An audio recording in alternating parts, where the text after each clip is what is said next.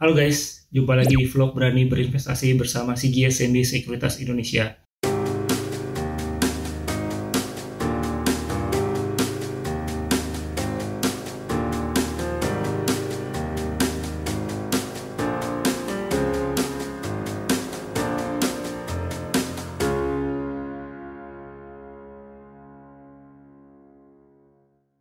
Guys, seperti biasa, kita ketemu lagi di vlog Berani Berinvestasi, dan kali ini temanya adalah mengenai cara sederhana untuk mengatur keuangan selama pandemi virus corona berlangsung.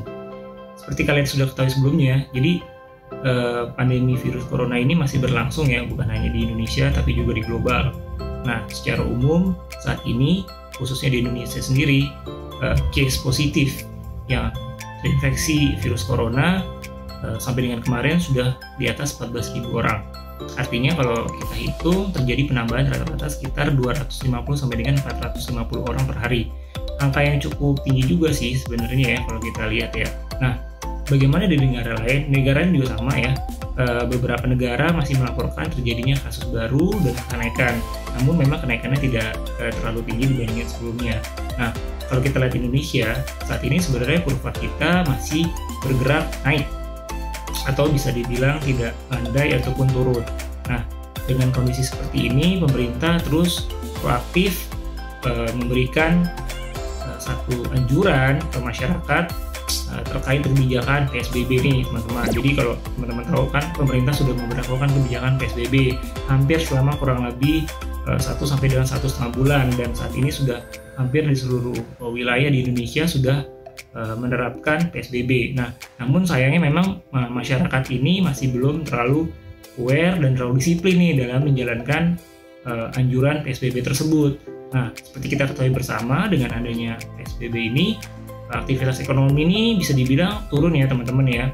Dan terlihat dari pertumbuhan ekonomi kita nih teman-teman di kuartal 1 2020, di mana angka pertumbuhan ekonomi kita turun cukup banyak. Nah, proyeksi pemerintah sebelumnya ada di angka 3,3 sampai dengan 3,7%. Nah, untuk kuartal 1 sendiri di tahun 2020 secara year on year, kita hanya bisa mencapai pertumbuhan sekitar 2,79%. Artinya cukup banyak penurunan yang terjadi dari estimasi sebelumnya. Nah, dengan kata lain, maka semakin lama terjadinya PSBB, aktivitas ekonomi semakin terhenti. Dan kalau kita lihat sendiri, ini sudah bisa berlangsung sekitar 3-4 bulan. Nah, artinya sampai dengan kuartal 2 itu masih ada potensi untuk penurunan pertumbuhan ekonomi Indonesia, teman-teman. Jadi bisa dibilang ini belum mencapai titik terendahnya nih, masih akan terjadi nih. Nah, selama aktivitas ekonomi ini akan terhenti atau tidak berjalan secara normal, maka kondisinya juga akan makin diperparah dengan kondisi ekonomi yang akan makin tidak sebaik sebelumnya. Nah, apa sih yang bisa kita lakukan untuk kita sendiri secara pribadi mensiasati kondisi ekonomi yang masih akan belum pulih setidaknya sampai 1 kuartal ke depan, dan worst case-nya mungkin di tahun 2020 ini. Nah, pertama untuk kita pribadi, teman-teman mulai nih bisa melihat posisi keuangan teman-teman sendiri. Pertama, teman-teman bisa mulai menganggarkan, melihat pos keuangan teman-teman nih. Teman-teman bisa bikin anggaran pemasukan dan pengeluaran teman-teman ya. Nah, gampangnya teman-teman bisa download tuh aplikasinya di Google Play Store ataupun Apple Play Store.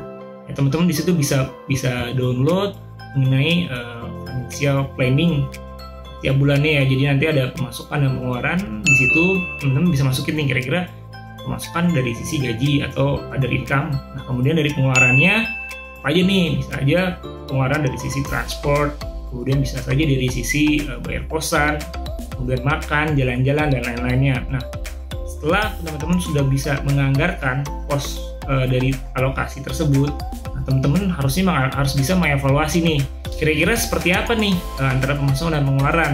Oh, ternyata dari sisi pengeluaran lebih besar nih dibandingin dengan pemasukan. Nah, itu salah satu hal yang menjadi bahan evaluasi teman-teman. Nah, kalau sudah seperti itu, maka teman-teman harus bisa cepat-cepat melakukan disiplin dalam memanage keuangan teman-teman.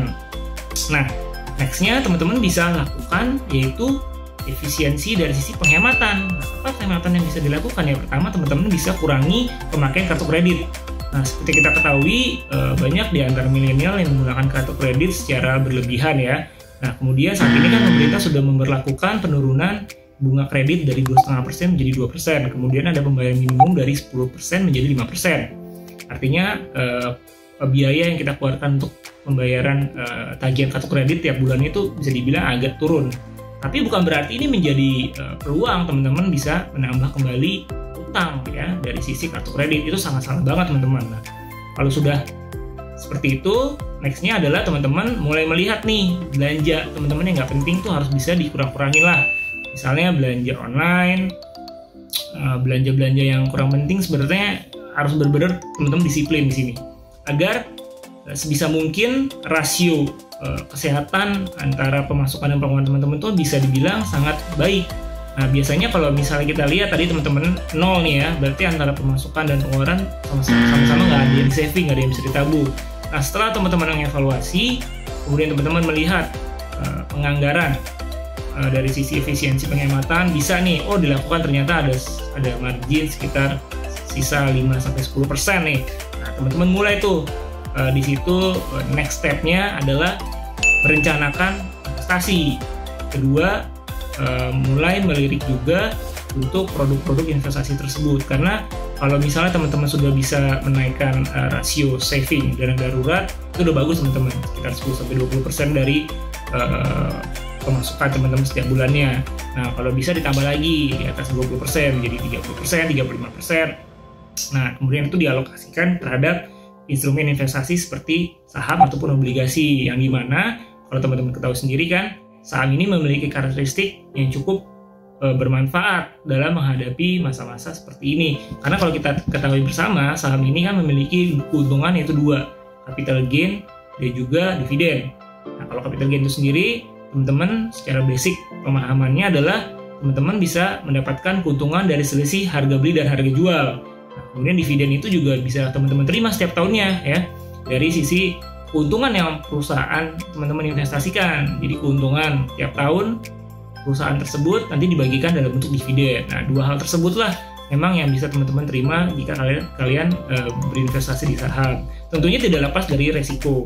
Ya, dari namanya investasi pasti ada resiko juga. Namun sejauh ini kalau kita bisa belajar mengenai memanage resiko tersebut, seharusnya kita tidak perlu takut untuk mulai berinvestasi, baik itu saham dan juga obligasi. Nah, di mana kalian bisa belajar mengenai resiko tersebut, tentunya kalian terus bisa mengikuti video-video yang ditampilkan oleh CGS MB Sekuritas Indonesia di channel YouTube-nya ataupun di Instagram milik kita juga ya. Jadi nanti kalian di situ bisa melihat bagaimana review-review dari analisa market, kemudian juga basic investasi dan kelas-kelas gratis yang selalu kita update untuk umum dan nasabah juga. Jadi teman-teman gampang banget tinggal masuk saja ke Instagram channel kita dan YouTube channel kita. Di situ kalian bisa langsung mendapatkan banyak informasi-informasi yang sangat bermutu.